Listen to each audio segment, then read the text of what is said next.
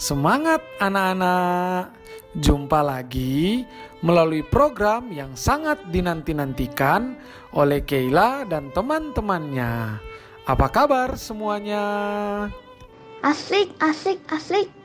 Hari ini kita membahas tentang Deborah dan Barak.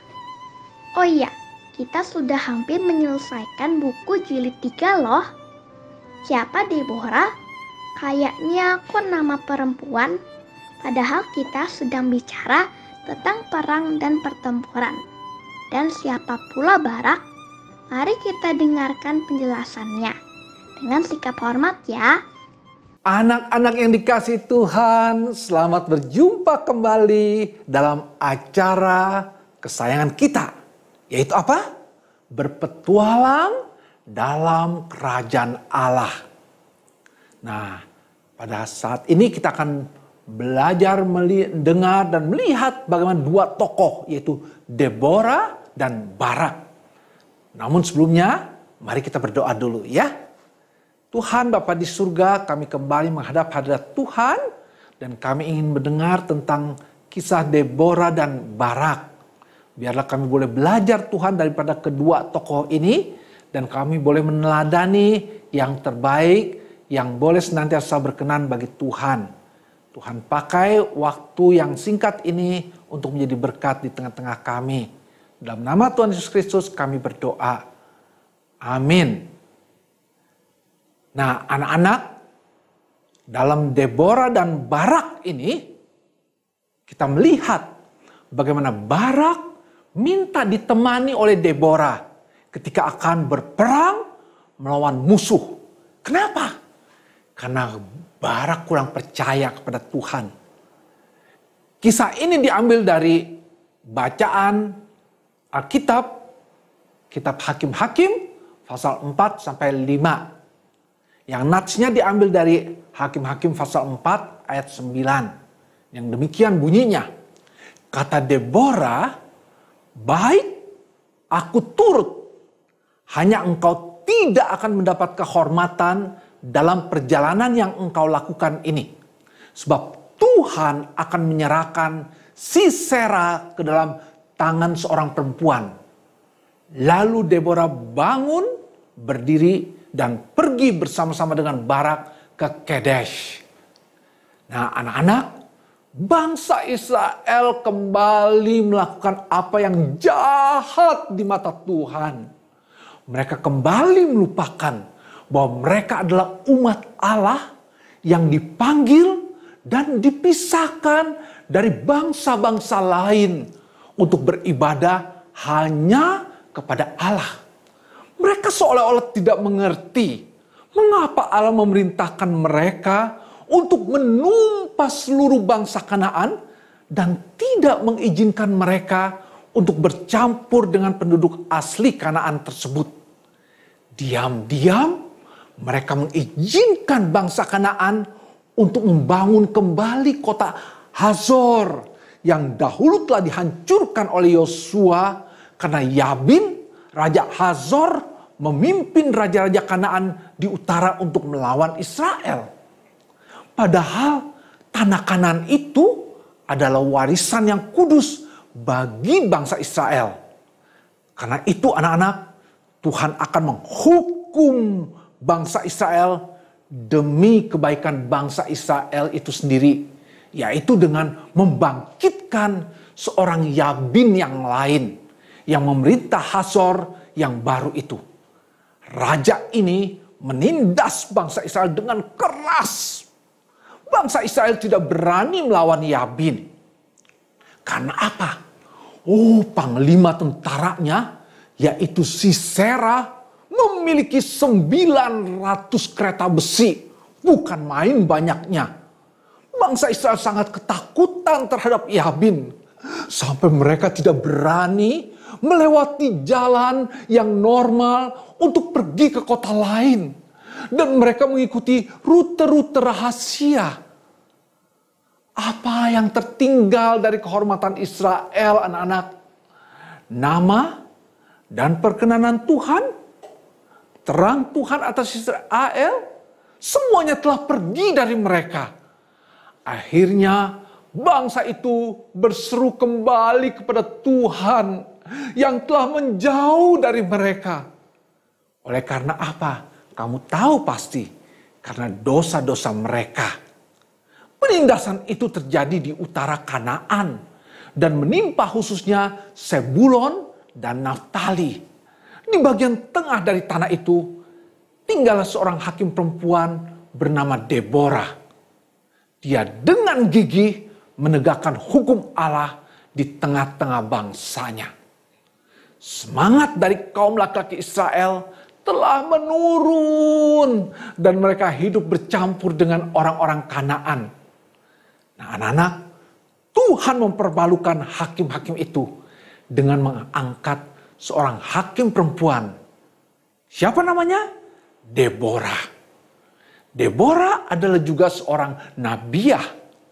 Di dalam nama Tuhan, dia memerintahkan Barak, seorang dari suku Naftali, untuk membawa 10.000 orang ke Gunung Tabor. Di sana Tuhan akan menyerahkan Sisera ke dalam tangannya. Tetapi Barak memikirkan tentang kereta-kereta besi Sisera. Dan dia tidak berani melakukan perintah itu kecuali bila Deborah ikut pergi berperang bersamanya. Nah, dapatlah dipahami anak-anak, bila Barak sangat ingin didampingi oleh Deborah. Karena Deborah sangat dekat dengan firman Tuhan. Tetapi menjadikan Deborah sebagai syarat untuk ketaatannya kepada perintah Tuhan, itu sama saja merupakan tanda ketidakpercayaan Barak kepada Tuhan. Barak tidak percaya bahwa Allah sanggup memakai dirinya untuk mengalahkan tentara Sisera yang kuat. Nah, anak-anak, Deborah setuju, tetapi dengan syarat yang diajukan kepada Barak, bahwa dia memperingatkan Barak. Permintaannya ini sangatlah mempermalukan Barak. Ini menunjukkan seorang perempuan dapat memiliki iman yang lebih kuat daripada seorang laki-laki. Hal ini juga menunjukkan simbol atau nubuatan bahwa Sisera akan ditumpas oleh seorang perempuan, bukan oleh seorang laki-laki. Nah, anak-anak, sesuai dengan perintah Deborah, Barak mengumpulkan 10.000 orang dari suku Naftali dan Zebulon. Dan pergi bersama-sama mereka naik ke Gunung Tabor. Gunung ini terletak di sebuah daratan yang luas, yang merupakan tempat yang baik bagi Sisera untuk mengoperasikan seluruh kereta-kereta besinya. Sisera dan pasukannya bergerak maju.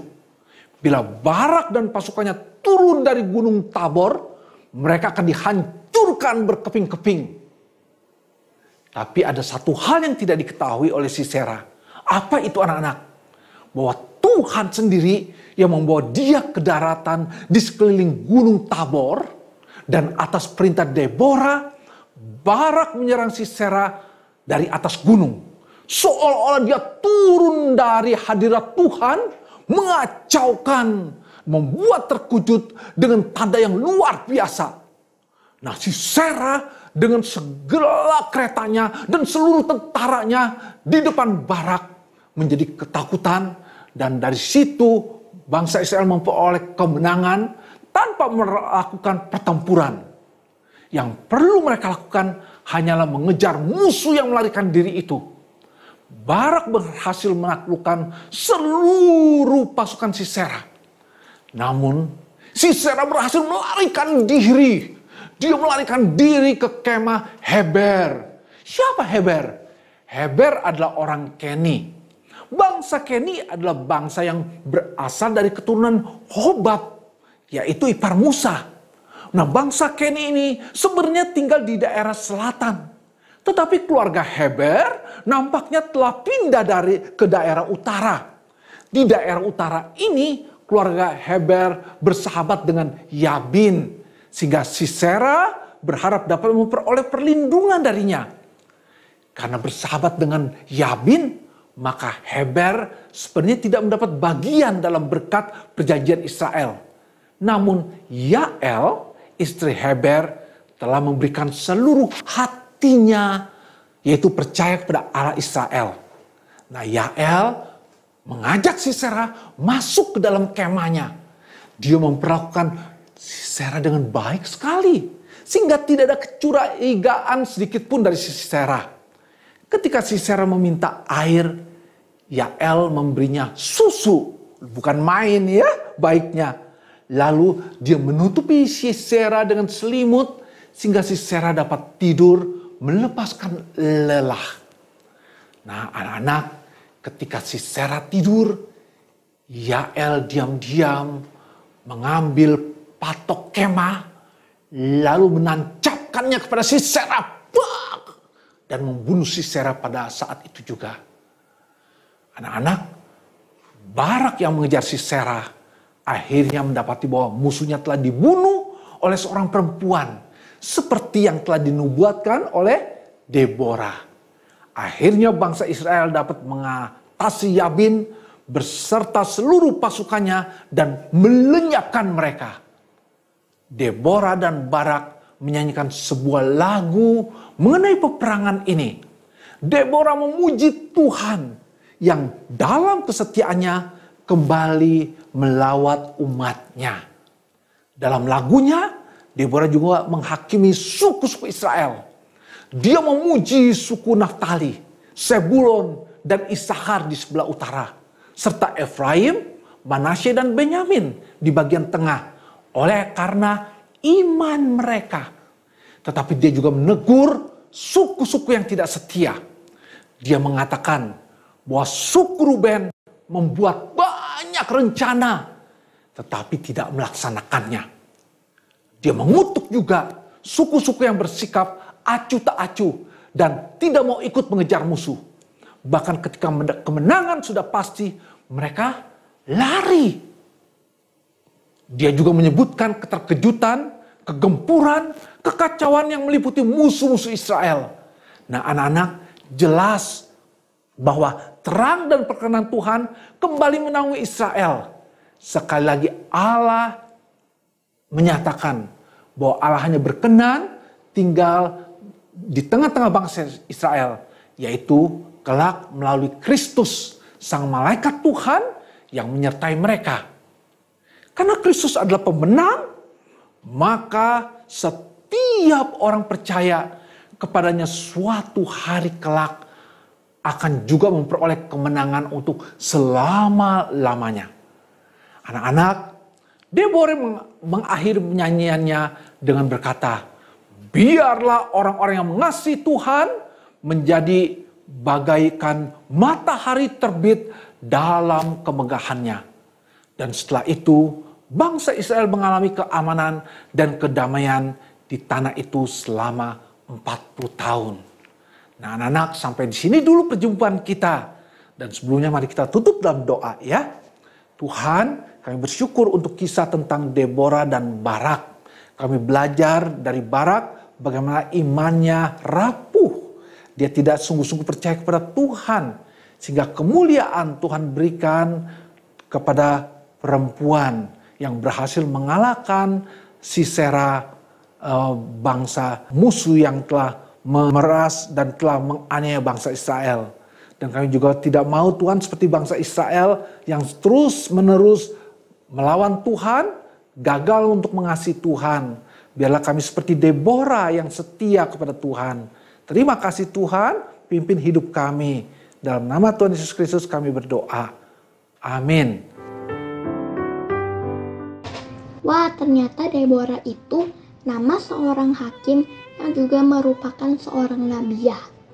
Deborah itu hidupnya sangat dekat dengan firman Tuhan. Jadi ketika Barak disuruh memimpin perang di Gunung Tabor, maka dia tidak berani. Dia minta didampingi Deborah. Barak melihat hanya dengan mata jasmani. Dia takut terhadap kereta besi Sisera. Tetapi Deborah melihat dengan mata iman yang tentunya terkait dengan firman Tuhan. Mari teman-teman bersama Deborah dan semua orang Israel kita memuji Tuhan dalam kesetiaannya. Lanjutkan terus baca Alkitab dari Hakim-Hakim 6 ayat 1 sampai 24. Sampai jumpa besok.